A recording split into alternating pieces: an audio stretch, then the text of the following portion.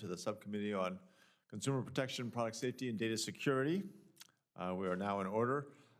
We stand today, I think everyone agrees that we are at a crossroads where American leadership in AI is going to depend on which of many courses Congress takes going forward.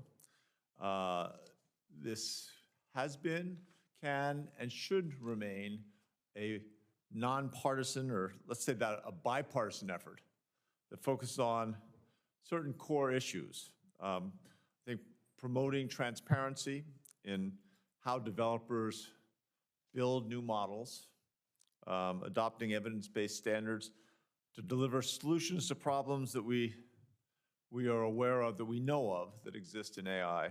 Now, this meeting is called to order. Welcome to the Subcommittee on Consumer Protection, Product Safety, and Data Security. AI. We are now I think in that's order. the AI trying to get ready to... Today, I think everyone agrees. There we go. And third, building Americans' trust in what could be and has been on occasion a very disruptive technology. I think our constituents in our home states, but across the country and really around the world, are waiting for us to take the reins and strengthen America's leadership, but at the same time not compromising our commitment to innovation and transparency in AI. I believe in my heart and soul, I think most of us on this committee believe that American leadership is essential for AI for a whole variety of reasons. I think we'll go through a lot today. We already know that the capabilities in the field of artificial intelligence, those capabilities are evolving and changing rapidly. Generative AI tools allow almost anyone to create realistic synthetic video, synthetic text, image, audio, video, you name it, whatever content you can imagine, we can now create. And while AI will have enormous benefits, and I truly believe that, benefits in our daily lives in sectors like clean energy, medicine, workplace productivity, workplace safety, for all those benefits, we have to mitigate and anticipate the concurrent risks that this technology brings along with it. Just one example, this image behind me, there's a poster around, oh, there we are. This was created using AI tools depicting a young girl holding a dog in the aftermath of Hurricane Helene. We had a label to clearly show that the image is AI generated. Well, not a real image. It appears to be extremely realistic at first glance, although I grilled my staff on exactly what were the details. How could the trained observer recognize this as synthetic? But I think without a clear label, it really does take experience and training. A much closer look to see the flaws in the image. The young girl's left hand, somewhat misshapen from a natural photograph. Well, I won't go into it. I'm so proud of myself I can follow the argument. But I think we recognize and should all own up to the fact that scammers are already using this new technology to prey on innocent consumers. There are a number of bad actors out there that see this as a vehicle for sudden and dramatic enrichment. One example, scammers have cloned the voices of loved ones saying they've been kidnapped, they've been abducted, and this familiar voice is begging for ransom payments. Other deep fake videos show celebrities endorsing products or candidates who they had never endorsed and really had no intention of endorsing. Many troubling examples exhibit that include children, teens, women depicted in non-consensual, intimate, and violent images or videos that in many occasions cause deep emotional harm. These AI-enabled scams don't just cost consumers financially, but they damage reputations and relationships, and equally important, they cast doubt about what we see and what we hear online.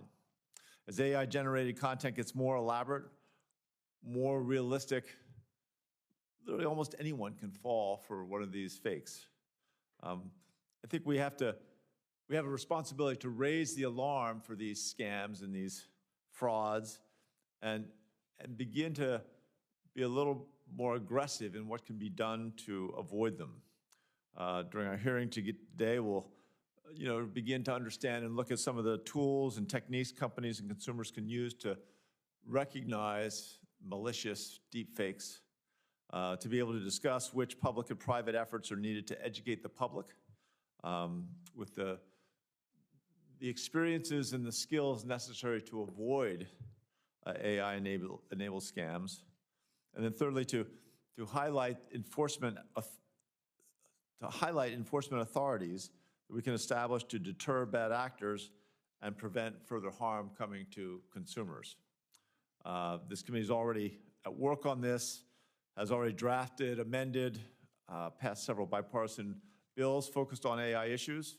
I'll just run through these. The Future of AI Innovation Act fosters partnerships between government, private sector, and academia to promote AI innovation. Validation and Evaluation for Trustworthy AI Act commits or creates a voluntary framework which will enable third-party audits of AI systems. AI Research, Innovation, and Accountability Act increases R&D into content authenticity, requires consumer AI transparency, and creates a framework to hold AI developers accountable. And then lastly, the COPIED Act, C-O-P-I-E-D. COPIED Act has not yet been considered by the committee, but increases federal R&D in synthetic content detection and creates enforceable rules to prevent bad actors from manipulating labels on content. Lastly, the Take It Down Act makes it a criminal offense to create or distribute non-consensual intimate images, NCII, of individuals. These are each bipartisan bills.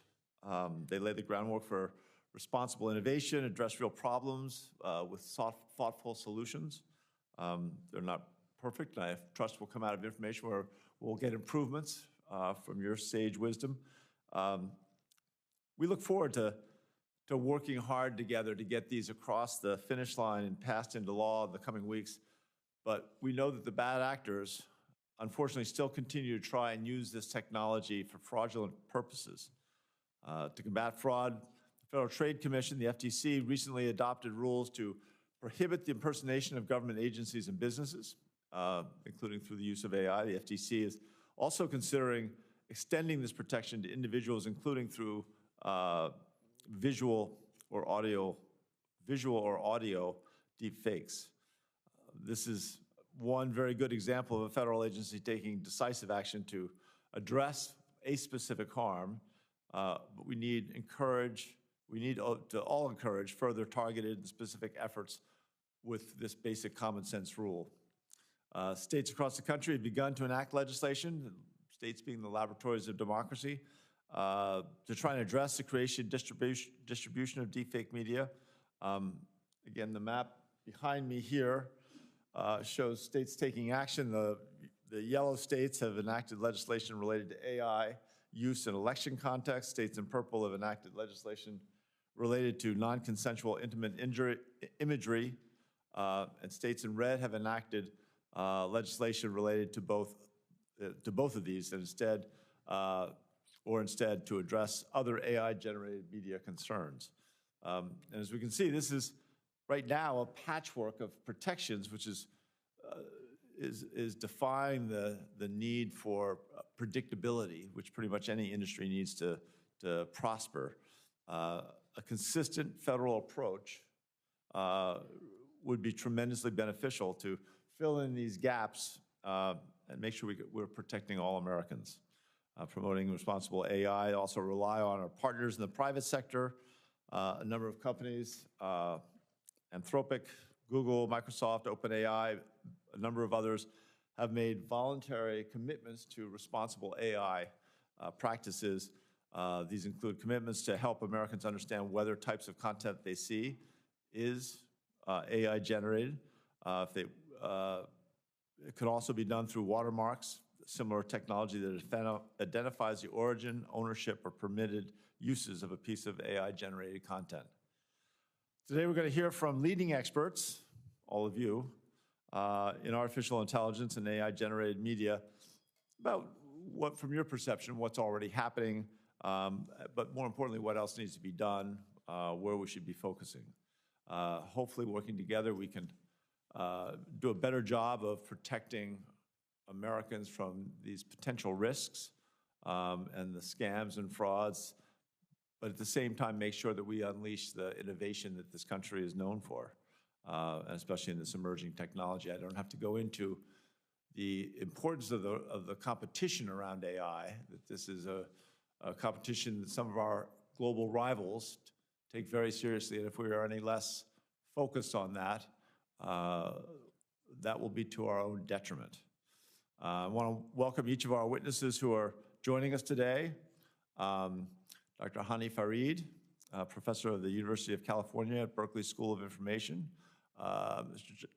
Justin Brookman, Director of Privacy and Technology Policy at Consumer Reports. Mr. Munir Ibrahim, Chief Communications Officer and Head of Public Affairs at TrueEpic. And Ms. Dorota Mani. You guys are running me around. With a name like Hickenlooper, I usually get granted a certain latitude. But Ms. Mani is an entrepreneur, mother of a victim of non-consensual intimate imagery. I'd now like to recognize Ranking Member Blackburn for her opening remarks.